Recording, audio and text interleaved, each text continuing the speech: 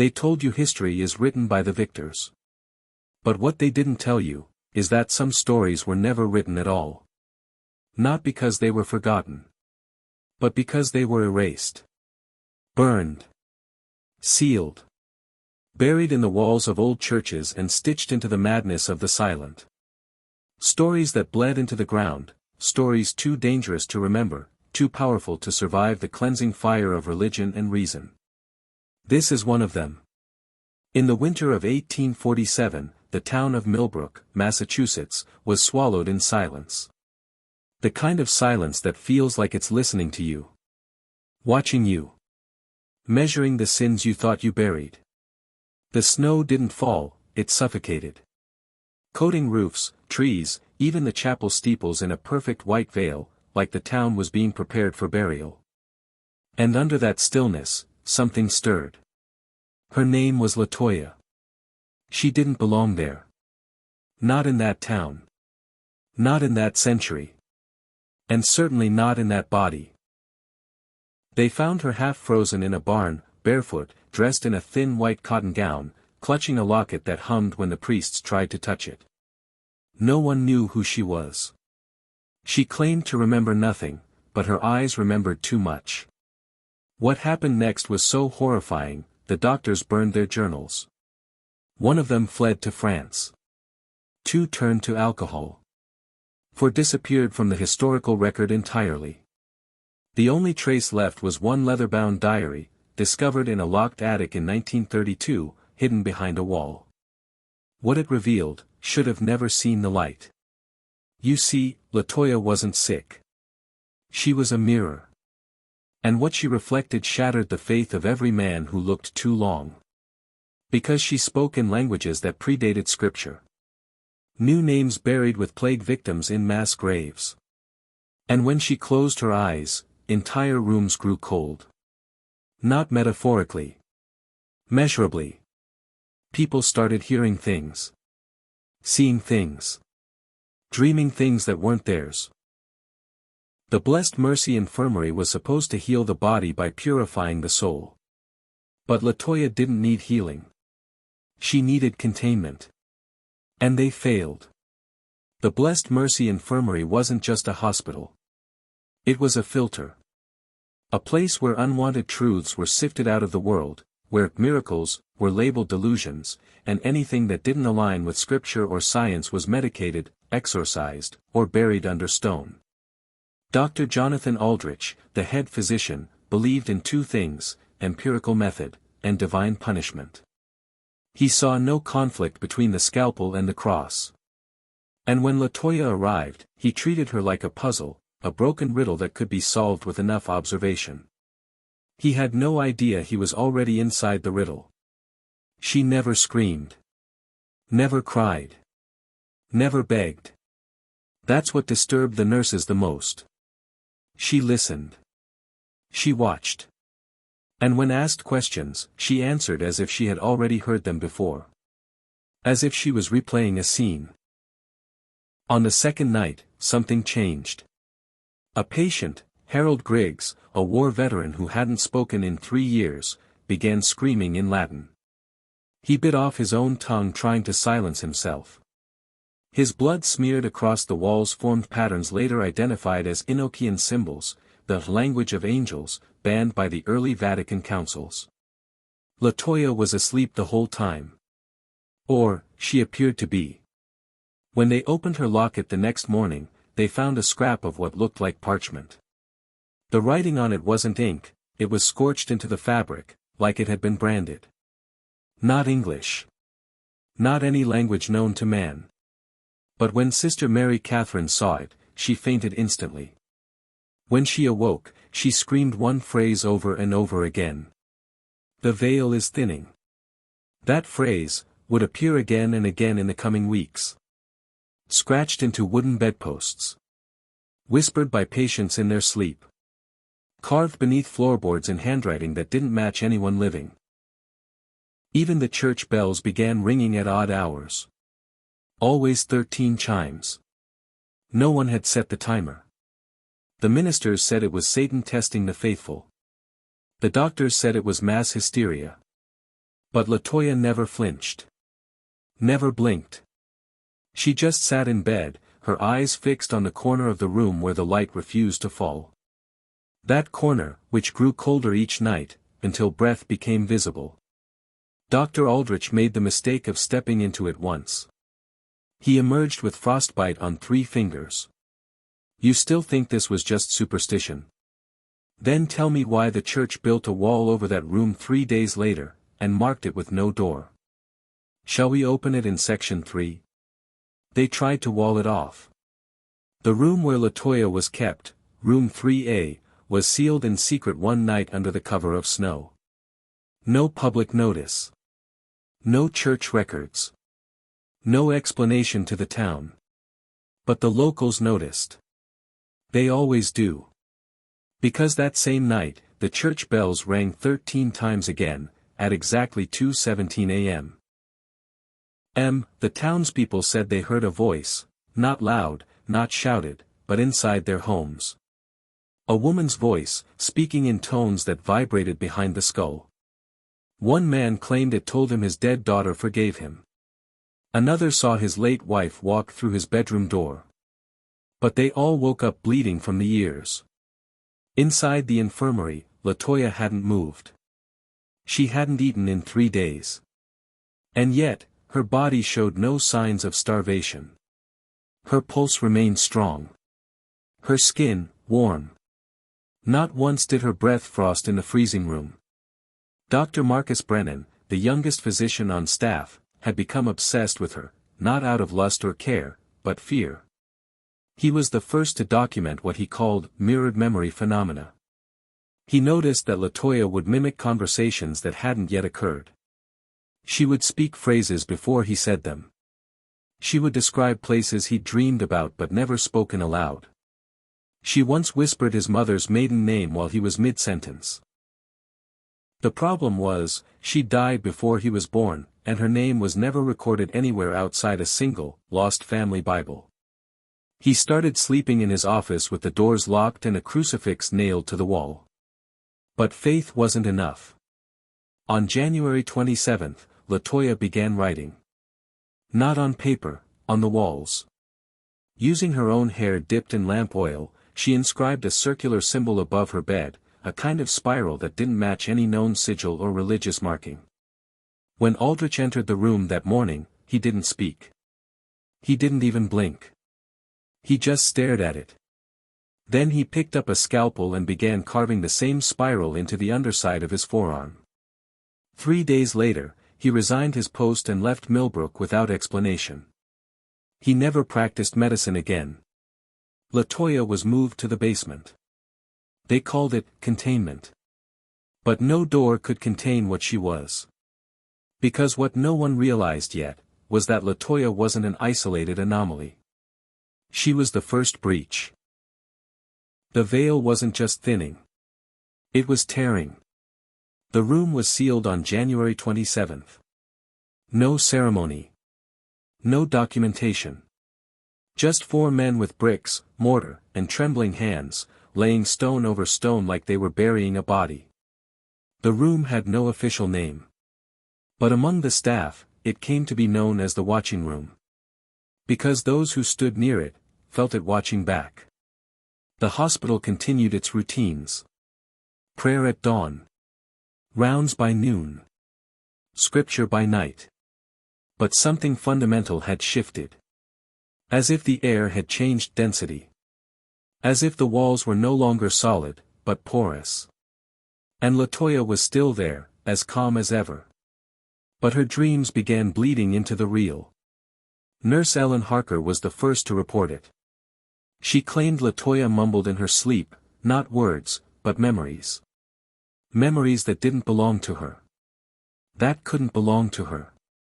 Descriptions of events that hadn't yet happened, but did. A train derailment. A bridge collapse. A child drowning in the Mary River. All within days of her whispering them. Dr. Marcus Brennan, the youngest physician, a skeptic raised on science, started recording her nightly utterances in a leather notebook. He was logical. Grounded. But after 12 nights, he stopped writing. He locked himself in his office. He refused to eat. And on the 13th morning, he emerged, with his face smeared in ash, muttering a line that chilled everyone who heard it. She doesn't speak the future. She remembers it. They found his journal burned in the fireplace. Every page, except the last. Scrawled in frantic, slanted handwriting were just 6 words. This has all happened before. Exactly. Now listen closely. Because this is where history fractures. On February 3rd, the Archbishop of Boston arrived, unannounced. No carriage. No escort. Just a black-clad figure with hollow eyes and a ring that bore the symbol of the Jesuits, but inverted. He demanded to see Latoya. Not as a patient. But as a witness. Witness to what? No one knows what passed between them in that locked room. But when he left, he gave the hospital 2 instructions. Increase the dosage of laudanum until she no longer dreams. Never speak her name again. But they couldn't erase her. Because the dreams had already spread. Patients began drawing symbols in their blood. Whispering in that unknown tongue. Nurses began sleepwalking. Some would be found staring into corners for hours, weeping without knowing why. And in the dead of night, the door that no longer existed, began knocking from the inside. If you're still here, you're beginning to feel it. The shift. The knock came at 2:17 a.m. 3 slow strikes. Then silence. No door. No handle. Just a smooth wall of brick. And yet, every night, the sound returned. Always the same time. Always 3 knocks. Then, the whispers began. They came through the vents. Through the floorboards. Through the bones of the building itself. Not in English. Not even in any known language. But every person who heard them, understood them. The messages were never kind. You are not the first. She is remembering you. The mirror sees what you hide. And then, one by one, the staff began to break. Sister Mary Catherine went blind overnight. Not from illness. Her eyes were intact, medically speaking. But she insisted she could now see too much. She described figures moving through walls. Shadows taller than ceilings. Hands with too many fingers reaching out from mirrors. Her final confession, recorded in Latin, was sealed by the archdiocese and never made public. But here's the part they couldn't hide. She carved a symbol into her own chest before being committed to the Sacred Heart Sanatorium. It was the same spiral Latoya had drawn. And it didn't scar. It stayed red. Open. Weeping. They tried everything. Holy water. Sedatives. Exorcism. Nothing changed her. Because what they were dealing with, wasn't in Latoya. It was coming through her. A breach. A rip in reality. One that had chosen her, or maybe, remembered her. Do you understand now? This wasn't about possession. It wasn't demonic. It wasn't psychological. It was archaeological. She was the excavation site. And what emerged through her, knew every secret man had tried to bury. It spoke of older times. Before names. Before nations. Before God had a face. It knew the names of the false prophets. The real architects of war. The languages that empires were built to forget. And most terrifying of all, it knew you. Not your name. Not your address. But your silence. Your compromises. Your sins never spoken. That's why this story was buried. Because it doesn't just expose a haunted woman. It reveals a haunted world. And you're standing on the fault line. If you've made it this far, you're no longer an observer. You're part of the pattern now. Comment this phrase below twice to mark your transformation. The veil is thinning. The veil is thinning. Lock it in. Every institution that touched this case, broke. The Blessed Mercy Infirmary shut its doors within 90 days of Latoya's arrival. Officially, the building was condemned due to structural instability. But locals whispered a different reason: the basement had begun to breathe. Literally. Multiple witnesses, nurses, clergy, even delivery boys, reported a rhythmic pulsing from beneath the floorboards. Like the entire foundation had become a set of lungs. Exhaling cold air. Inhaling fear. The church tried to reclaim the site. They failed. Every priest assigned to re-sanctify the infirmary either fell ill, went mad, or died within weeks. The last one, Father Kavanaugh, was found in the bell tower, nailed to the crossbeam with his own rosary twisted into his mouth. His blood was used to write one word on the wall. Remembered. Not cursed. Not possessed. Remembered. And here's where the story turns. Because the case of Latoya wasn't isolated. It was mirrored. In time, in geography, in energy.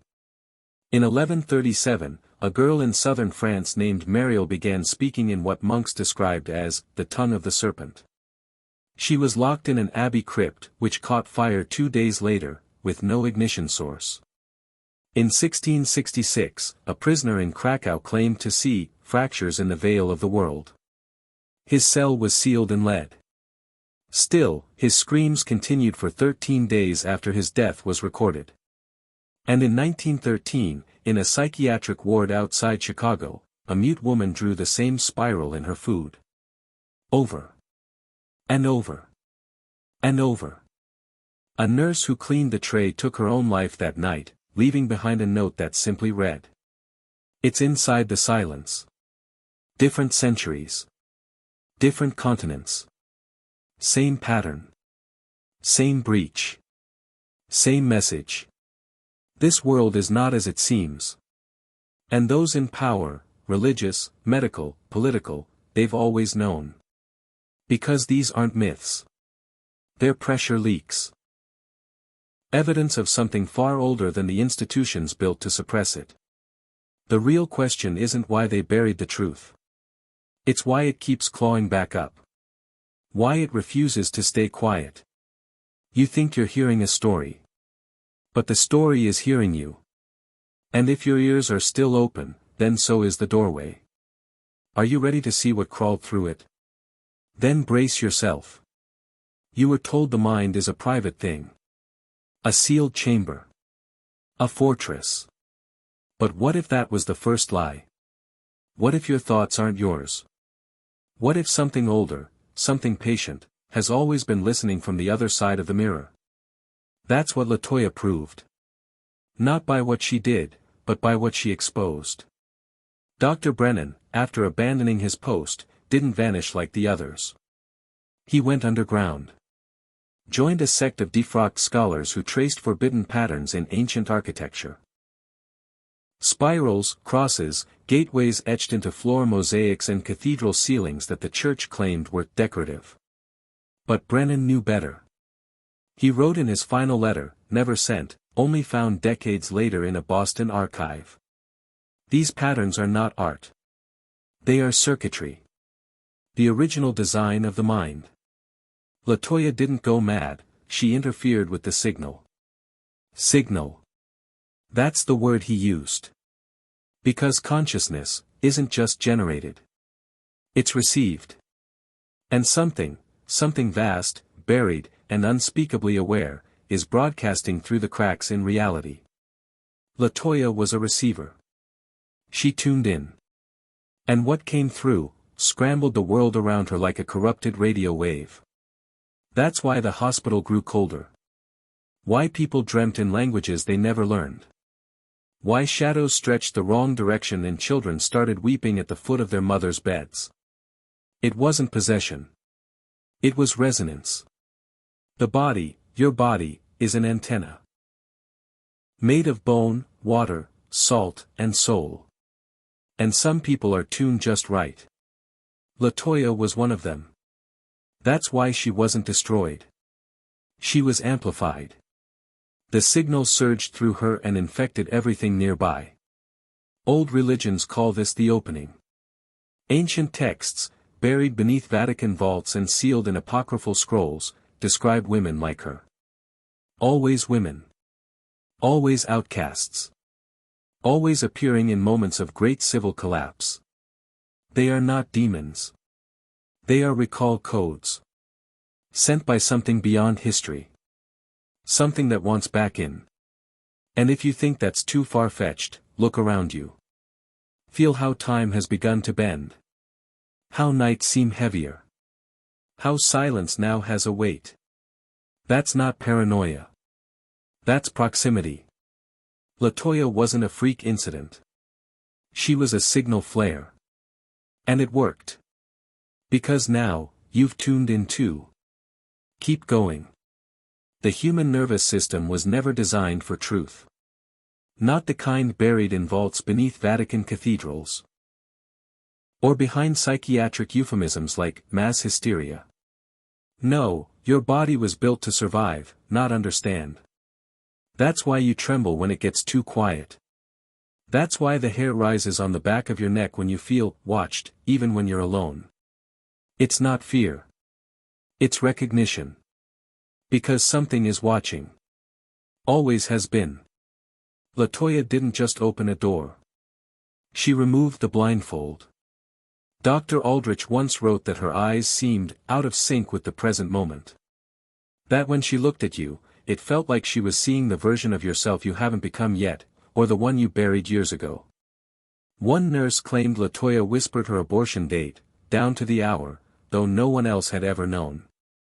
Another patient screamed for 3 hours after Latoya touched his hand. His mouth moved like he was speaking, but no sound came out. Later, he drew a diagram that matched an extinct Babylonian death rite last seen on cuneiform tablets stolen during the Gulf War. Tell me.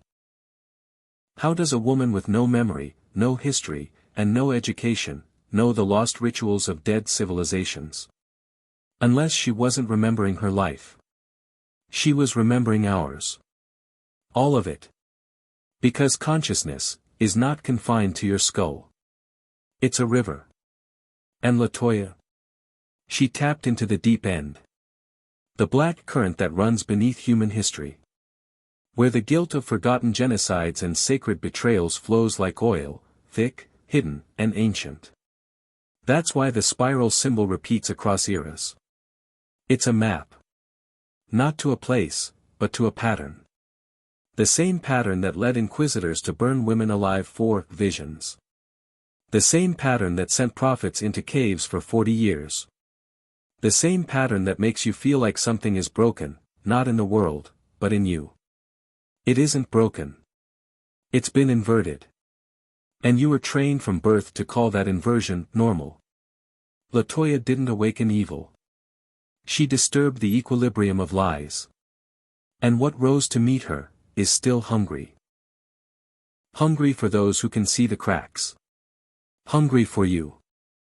The spiral is not a symbol. It's a sentence. A command written in shape, not language. Older than speech. Older than scripture. It's found carved into obsidian in Aztec temples, etched into cave walls in Siberia, and burned into the floor beneath Latoya's bed. Every culture encountered it. Every empire tried to erase it. And every time, it came back. Because the spiral doesn't represent movement, it is movement. A descent. A rotation inward. A collapsing inward pull towards something at the center. Something hungry. You see, the spiral is not a warning. It's an invitation. And Latoya accepted it. That's why she didn't scream. That's why she didn't resist. Because she recognized it. Like a forgotten melody remembered in a dream. She didn't need to be told what it was. She already belonged to it. Dr. Brennan's final report, the one the church burned, said something that still chills those who've seen fragments. She is not possessed. She is resonating. Like a struck bell. The frequency is not human, but it knows us. It knows what we'll trade to stay asleep. Let me repeat that last part. It knows what we'll trade to stay asleep. Comfort. Denial. Sanity. You've done it. I've done it. We've all chosen the lie over the weight of knowing. But not anymore. Because if you've made it this far, you've already heard the spiral's whisper. You felt it, that cold electric flutter behind the ribs. That sensation that something ancient just turned its head toward you. And now that it's seen you, it doesn't forget. One of the final patients at Blessed Mercy, a mute boy named Eli, drew hundreds of spirals in his room. One on each tile. One on every sheet. He'd never spoken a word in his life. But on the day Latoya was moved into the basement, he said one sentence to the attending nurse. She's just the first crack. Eli died the next day. Of what? No one knows. His heart stopped. But his eyes never closed. Even in death, they stared upward. Wide, fixed, locked onto something no one else could see. Something coming through. And the spiral keeps turning. In Section 9, we confront the ancient mechanism behind it all, the hidden system that keeps this world in place, and what happens when it fails. They've built systems on top of systems to keep you numb. Not safe, numb. Governments. Religions. Schools. Entertainment. All designed to keep your focus just wide enough to function, but too narrow to see. Because if you ever looked too deep, too long, if you ever truly questioned the foundation, you'd hear it. The low hum beneath everything. The mechanism. They don't talk about it in churches or universities because it predates them. It's not technology. It's not magic. It's design.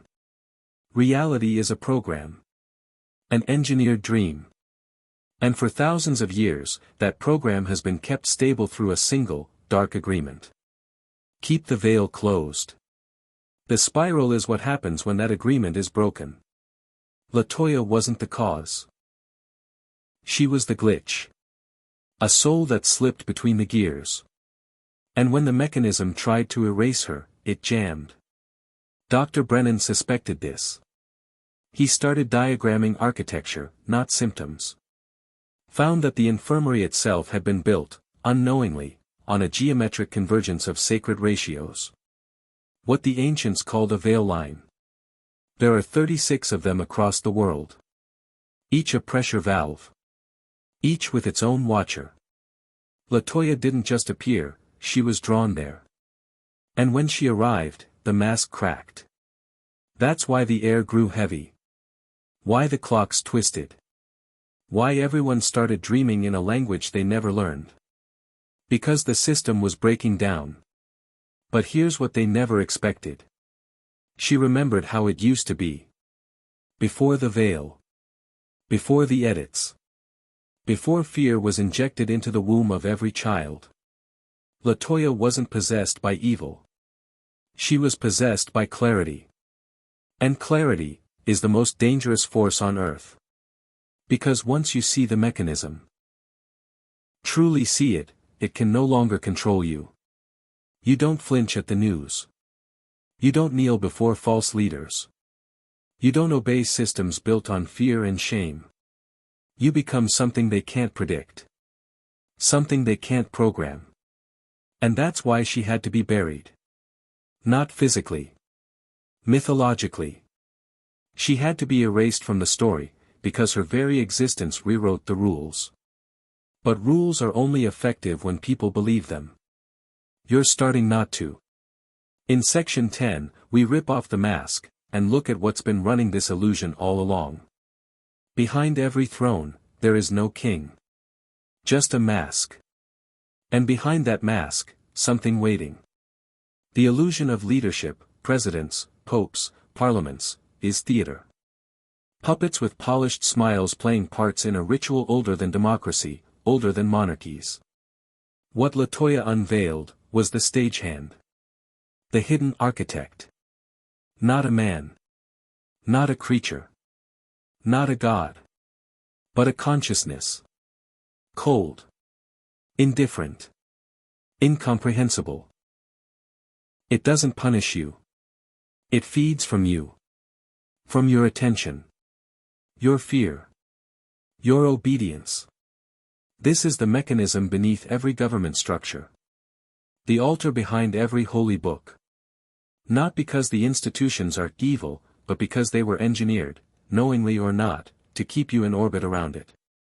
And when Latoya resonated with that signal, she disrupted the feed. She starved it. That's why the spiral triggered such chaos. It wasn't just a symbol, it was a shutdown command. The stories of ancient civilizations collapsing overnight. Atlantis. Sumer. Mohenjo-daro. They didn't fall from war or disease. They were reset. Because enough people saw through the veil. Enough began to awaken. And once the illusion starts to crack, the mechanism has only one option. Burn the system. Start over. Erase the variables. Latoya was one of those variables. But this time, it couldn't burn her fast enough. That's why her story leaked. Not through newspapers or books. Through feeling. Through dreams. Through symbols you've seen but can't explain. That spiral. You've drawn it before. Absent-mindedly. On paper, on fogged mirrors, in the dust. And now you know why. Because you've always felt it. The wrongness of the world. The artificial rhythm of life that never quite fit you. You weren't broken. You were never meant to fit. They built this illusion around your discomfort and called it sin. Called it disorder. Called it weakness. But Latoya's silence said otherwise. It said, you are not alone. And the watchers knew that was the most dangerous message of all. Because once a man realizes he's not mad, just awake, he becomes impossible to control. That's where you are now. In section 11, we'll follow the spiral backward, to where it first began, and the truth even the watchers fear. Before the spiral was drawn. Before the veil. Before even the names of gods were spoken. There was a sound. A frequency. It wasn't heard, it was felt. In the bones. In the blood. In the silence between thoughts. Ancient texts, the ones burned, not lost, called it the first dissonance. Not creation. Not a beginning. But a correction. Because this world didn't start clean. It began as a correction of something older. Something wild. Something true. And that something has been trying to come back ever since. Latoya didn't bring it. She remembered it. In her sleep, she whispered patterns that predate language. Echoed vibrations described only in banned Kabbalistic grimoires and the black vaults of pre-Christian Druidic sites. The nurses called it gibberish. But a former Vatican linguist, defrocked for speaking too much, matched it to inscriptions found on megaliths deep beneath Glastonbury. Same rhythm. Same cadence. Same meaning. We are the echo you silenced. We are what remains when memory dies. Let that sink in. Because what we call reality is nothing more than the suppression of that voice. The first voice. The voice of unfiltered awareness. It terrifies the institutions. Because it speaks directly to the soul, bypassing doctrine, ritual, and control. That's why every religion has its heretics. Why every empire has its prophets chained in basements. Why every culture has legends of the woman in white who speaks in tongues and makes men weep without knowing why. Latoya wasn't an accident. She was the next page. The spiral isn't starting, it's continuing. And here's the truth, the veil isn't thinning because of her. It's thinning because of you. Every time you question the script. Every time you sit in silence and feel the unease they told you to medicate. Every time you know something's wrong but can't name it.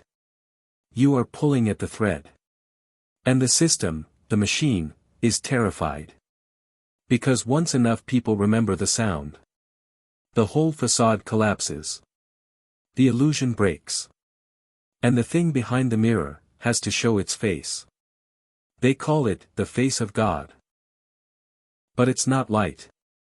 Not love. Not salvation. It's silence. Endless. Cold. Watching. The kind of silence that bends the mind when you try to describe it.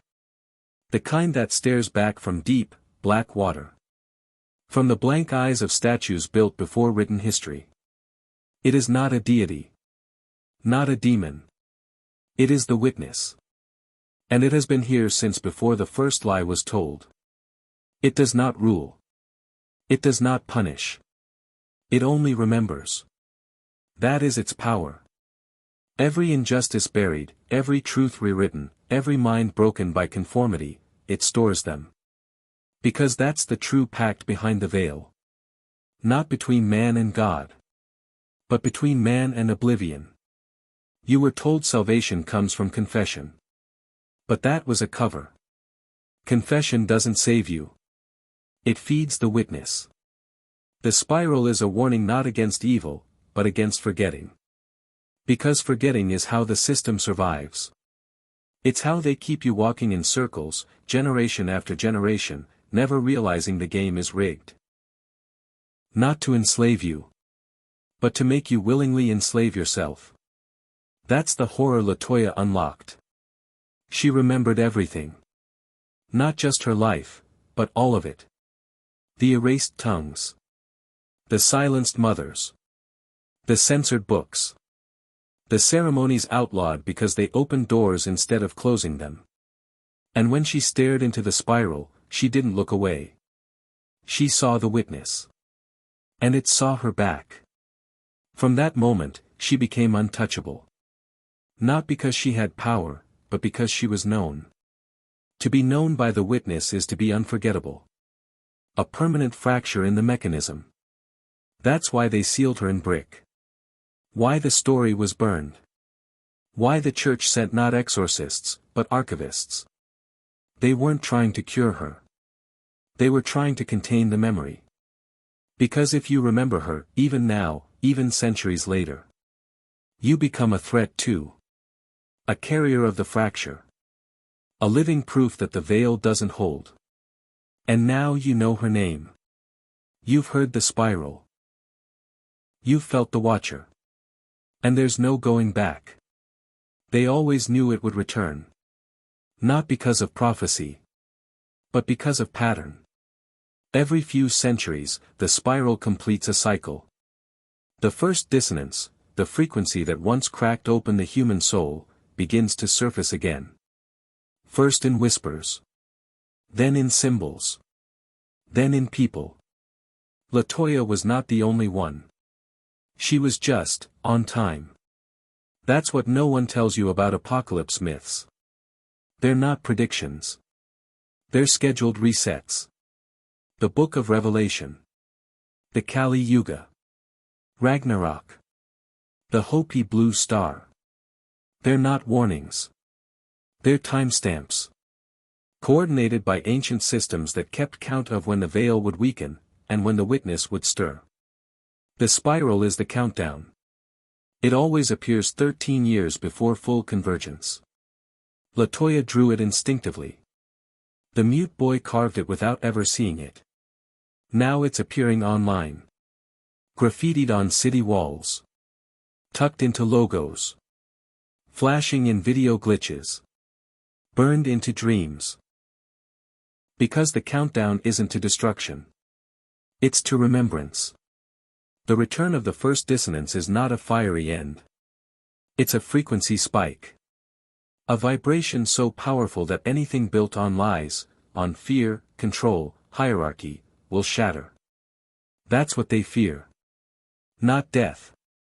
Not chaos. But the collapse of the great forgetting.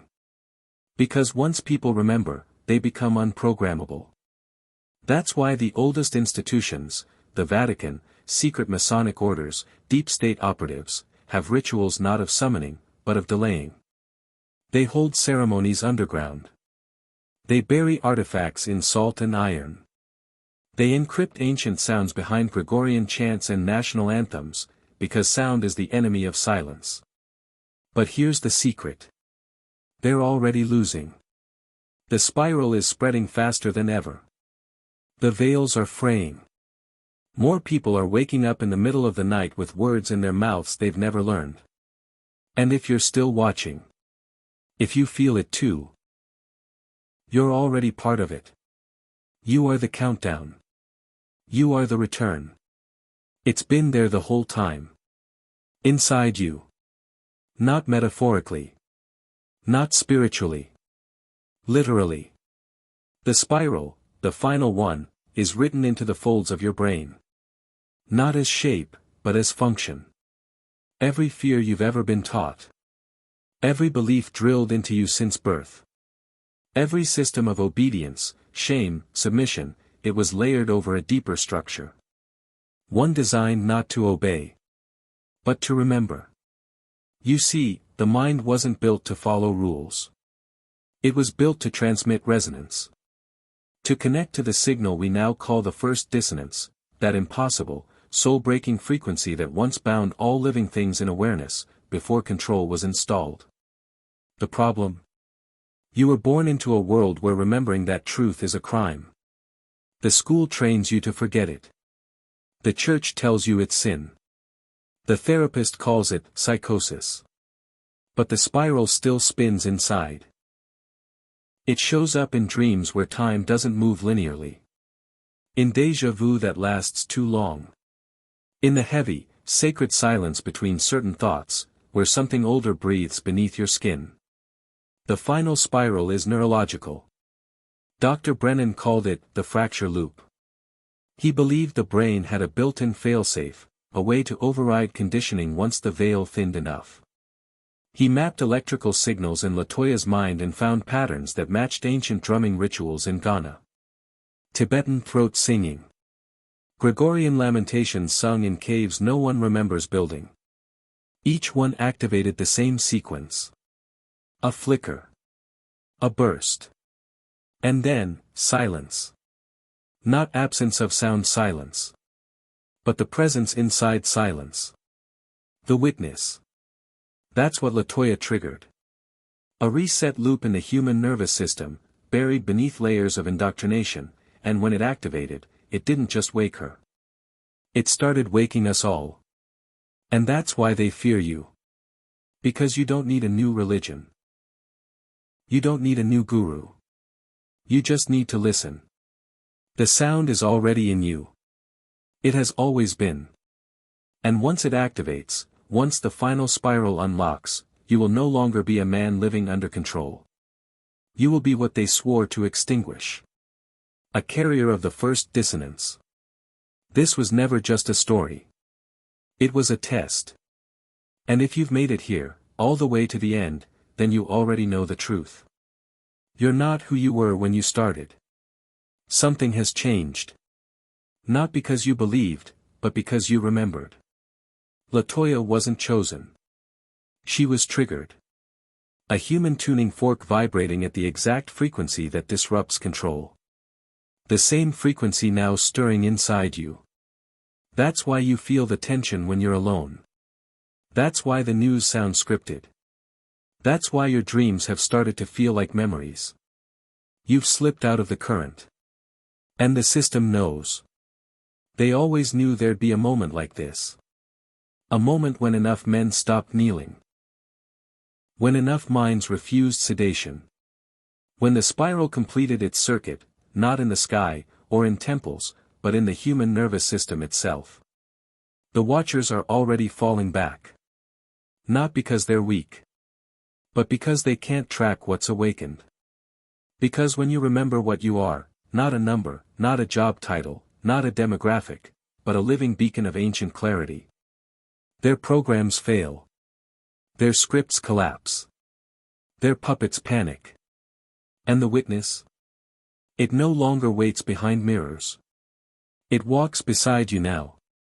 That's the true terror they tried to hide. Not demons. Not war. Not collapse. But reclamation. The return of sovereign memory. Men who remember. Men who see through the veil. Men who hear the spiral and answer it with silence, not fear. That silence is not empty. It's loaded. With presence. With awareness. With the knowing that no government, no priest, no drug, and no machine will ever master you again. So let the spiral keep spinning. Let them mock, censor, warn. Because once you've seen behind the curtain, once you've touched that deeper current, there is no unseeing. No return. The first dissonance is not coming. It's already here. And it's wearing your face. This has been your awakening. Now spread the spiral. Let the sleepers dream. And let the watchers tremble. Because now. You remember.